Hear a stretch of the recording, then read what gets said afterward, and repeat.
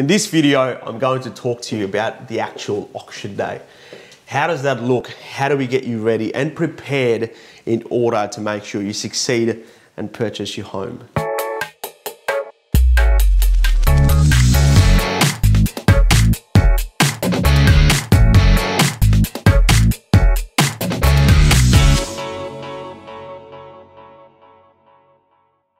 First up, we're going to talk about some of the most basic definitions of auction day and what do certain terms mean. So let's get into it. First thing, reserve. What's a reserve? You may have heard an agent talk about the reserve price. The reserve price is the minimum number that a vendor will set prior to or on auction day. The property cannot sell under that figure. I'll give you an example.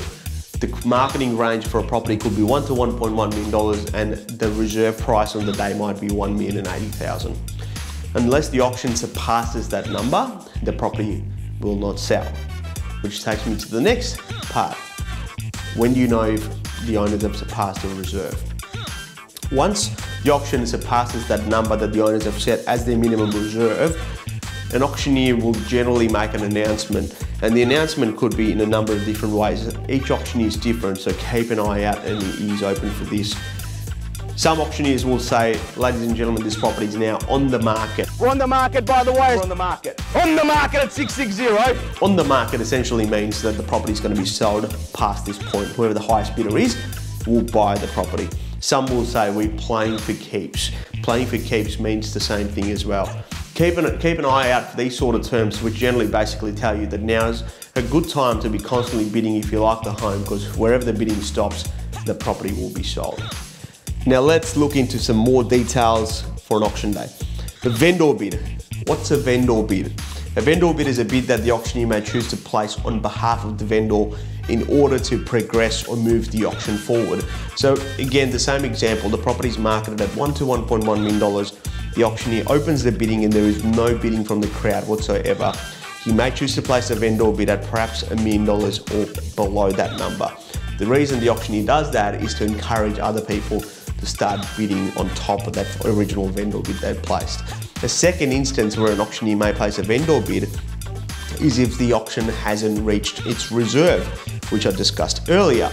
So for example, the auction stalls at about $1 million. The auctioneer and the agent believe there are potentially a few more people in the crowd that might jump in. They may choose to place another vendor bid at $1,020,000 just to move the auction even closer to the owner's reserve price.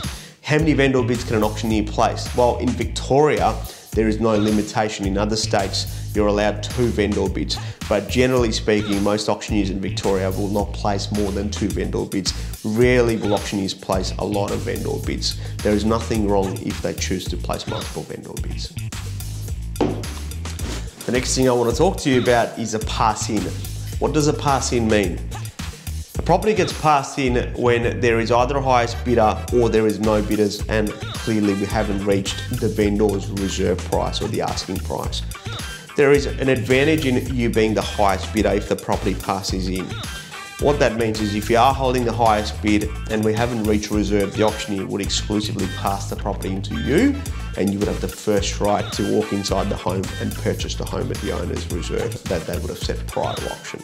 And the last part is of course the most exciting part for anyone involved in a particular real estate transaction, and that's when the property is sold. And what I mean by that is once the hammer comes down, the auctioneer announces that the property is now sold. Whoever the highest bidder is will have basically bought the property. Nothing gets finalised until the final contracts are signed though. So as soon as the auctioneer says the property is sold, you'll be taken inside and you'll be signing the contracts for that property. Once you sign it, the vendor will generally sign the contract, deposits get paid, and you get to put that beautiful sold sticker on the front board. I hope you got a good insight into auction day with all the content that I discussed earlier. I'm going to give you a few bonus tips as well. First one, commit to a bidding strategy. What's your plan of attack if there are no other bidders? Do you bid? If so, you may get the first right to exclusively negotiate because it might pass into you. But also the flip side is, what if there are multiple bidders and the property has reached or surpassed your spending capacity? What are you going to do? Have you set yourself that extra bit of room to move on auction day because you don't want to miss out on the home? Bonus tip number 2, bid early. I'm a big believer, and if you're there to buy a property, if you are there to bid, make yourself known. A lot of times bidders are really shy. They don't want all the attention on them. The great thing to do would be to make sure you put your hand up immediately as soon as the auction starts and make yourself known. The reason being is you are competing against other bidders. It sends a very strong message. The first bid that comes in thick, fast and strong sends a message to all the other competitors or the other bidders that you're there to buy and you're serious about buying. Can work in your favor, because if they're starting to reach their capacity, if you're making quick and fast bids, most bidders will just give up thinking he or she really wants the home, so why do I bother? Bonus tip number 3, be confident in your bidding. You can be very nervous on auction day, and that's quite normal, but it's always a great idea to try and be as confident as you can.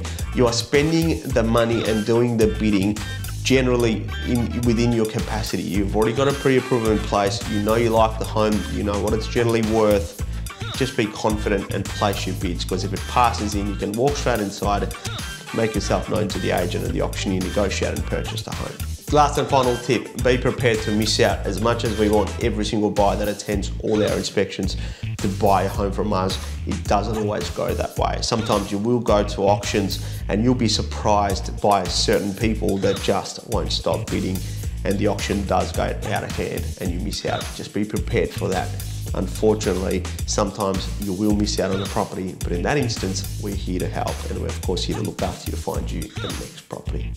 I hope you got some good value out of that. If you know of anyone that might get some value, if you've got any friends or family that are thinking of bidding, please do share this video with them as well, and we would love your feedback.